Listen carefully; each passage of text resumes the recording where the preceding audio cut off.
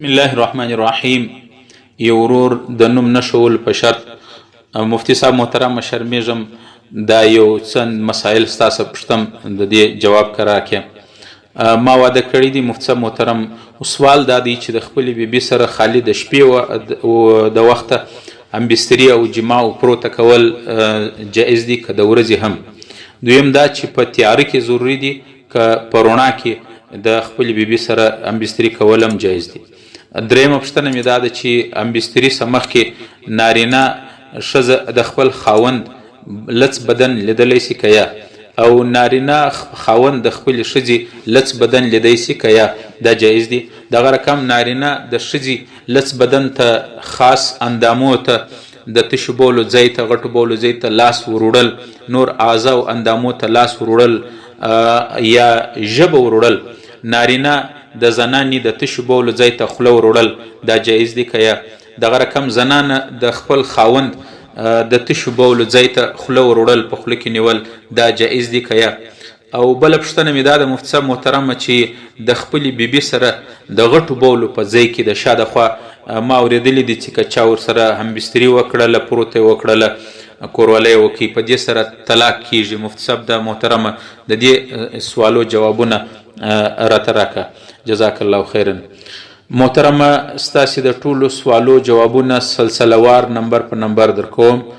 اول دا چې نکاح یو سنت عمل ده، د الله رب العالمین حکم دی، د تمام انبیاء علیهم السلام سنت عمل دی، او دا یو فطری تقاضا ده چې الله رب العالمین په نارینه او زنانو دواړو کې یې ده. انسان چې وږی سي د خوراک طلب به پیدا کیږي، او چې انسان تږی سي د تندې په صورت کې د اوبو څښلو طلب پیدا کیږي.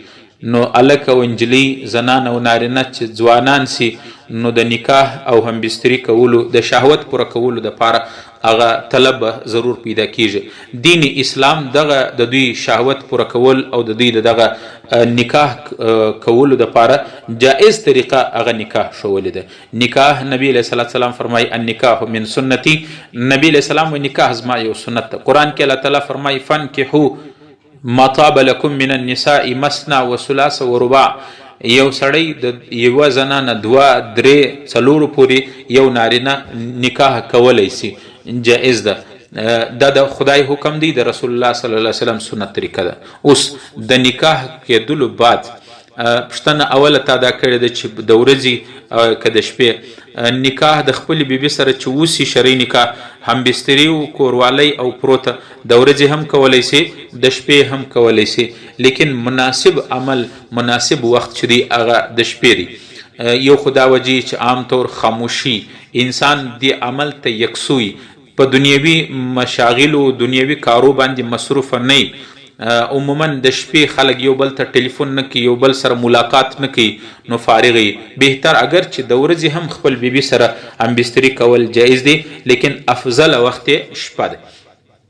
دویم دا دی چې سنت طریقه دا ده. حضرت عایشه رضی الله عنها وایي نبی علیه صلات وسلام سره زه د په نکاح کې ولم، ما رأى مني قط وما رأيت منه. و حضرت عایشه رضی الله عنها وایي نه د رسول الله صلی الله علیه وسلم جسم ما لیدلی دی، نه رسول الله صلی الله علیه وسلم زما جسم لیدلی دی. یعنی قتل یو بل ته مې نه دي کتلی. افضل عمل خدا دی چې سړی نارینه د ښځې اعضا او اندامو ته، خاص کر هغه اندامو ته نه وګوري، د دې څه علاوه همبستري وکړي.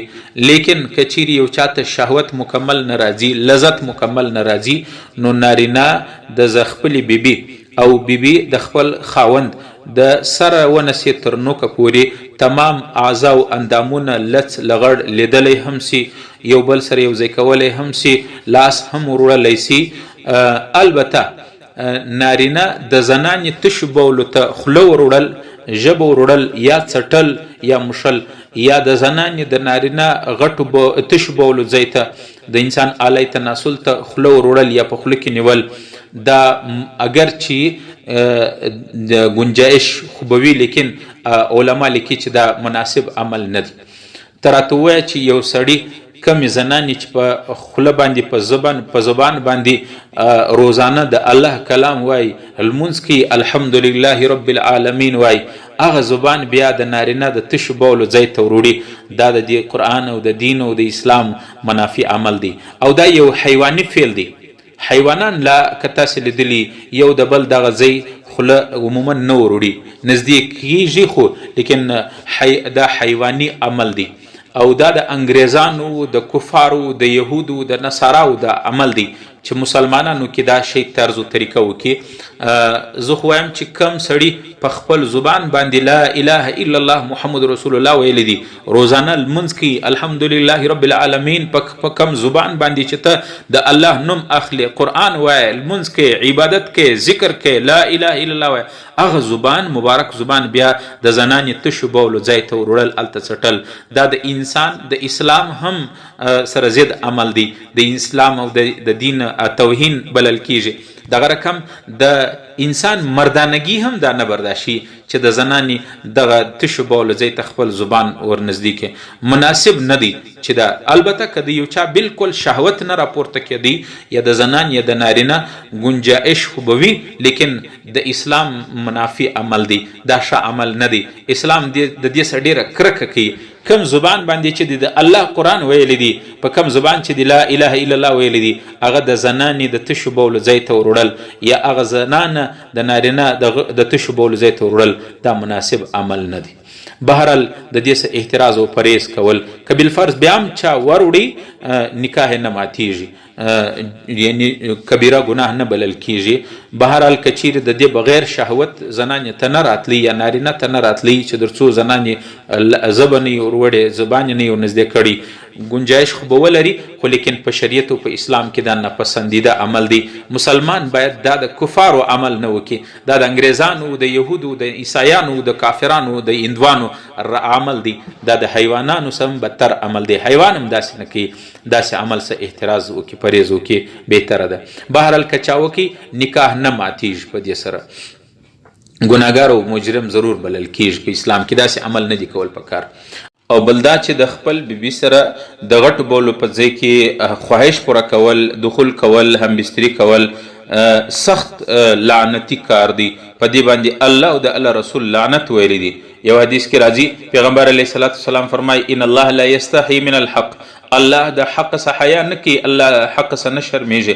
لا تأتوا النساء فی ادبارهن، خپلو زنانو سره په دبر کې، په شا په ځای کې، د غټو بولو په ځای کې خپل خواهش مه پوره کوئ. بل روایت کې راځي پیغمبر علیه الصلاة والسلام فرمایي ملعون من اتا امرأته فی دبرها، هغه سړی لعنتي دی چې خپل بیبي ته دبر کې د غټو بولو په ځای کې خواهش پوره کوي، جماع او همبستري او دخول کوي. بل روایت کې راځي رسول الله صلی الله علیه وسلم فرمایي ان الذي لا یأتی امرأته فی دبرها لا ينظر الله الیه. پیغمبر علیه الصلاة والسلام فرمایي ان الذي یأتی امرأته فی دبرها، کم سړی چې د خپل بیبي سره د غټو بولو په ځای کې خپل خواهش پوره کوي، جماع او همبستري کوي، نبی علیه الصلاة والسلام فرمایي لا ينظر الله الیه یوم القیامه، د حشرګاه په میدان به الله رب العالمین دته نظر نه کوي.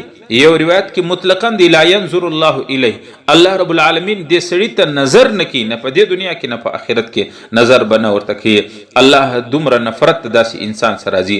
بل روایت کې راځي نبی علیہ الصلوۃ والسلام فرمایي لا ينظر الله الى رجل اتى رجلا او امرأة في الدبر، الله رب العالمین هغه نارینه ته چې بل نارینه سره د بل نارینه سره بدفعلي کوي، خپل خواهش پوره کوي، هغه ته الله رب العالمین نظر نه کوي، بالکل ورته نظر نه کوي، ګوري نه. او امرأة فی الدبر یا د خپل بیبي سره د غټو بولو په ځای کې دخول کوي، همبستري کوي، الله رب العالمین دې سړي ته نظر نه کوي. په دې وجه باندې دا یو منحوس عمل دی، دا یو شرمنده عمل دی. د دې عمل په وجه باندې انسان د الله غضب او د الله لعنت قابل جوړیږي. په دې وجه د داسې عمل خپل بیبیګانو سره په غیر فطري ځای کې عمل کول، دخول کول او خواهش پوره کول، دا حیواني عمل سه هم حیوان هم داسې نه کوي، دا د الله د لعنت سبب دی. الله رب العالمین دی مسلمانان د داسې عمله څخه وساتي. محترمه د زنانې سره د اصل جماع او همبستري چې د قرآن الله تعالی فرمایي چې د زنانې ستاسې دپاره حرس او کیتۍ دي، فاتو حرسکم انا شئتم، تاسې خپل بیبیګانو خپل کیتۍ له راسئ چې څنګه مې خوښه یي. د خپلې بیبي سره په همبستري طریقه ځای یو دی، د نارینه د تشو بولو ځای د زنانې د تشو بولو ځای ته به هلته دخول کوي، د غټو بولو ځای ته نه دي کول پکار. د دې سره ډېر خطرات تړلي دي. یو د لیواتت په حکم کې راځي، لکه نارینه چې د نارینه سره بدکاري کوي دغه په حکم کې راځي، ګناه راځي. البته که داسې عمل یو چا د خپل بیبي سره د شا په ځای کې د غټو بولو په ځای کې دا عمل وکړي، طلاق خو نه واقع کیږي لیکن ګناه ضرور ده. عند الله مجرم دی دا ګناه وکړه، لکه یو بدکاری چې دی یو نارینه د نارینه سره وکړي. نو محترمه د داسې عمل سره د زنانې سره د غټو بولو په ځای کې د ګندګۍ ځای دی، هغه ناپاکه ځای دی، په هغه ځای کې امبستري کول دا مناسب نه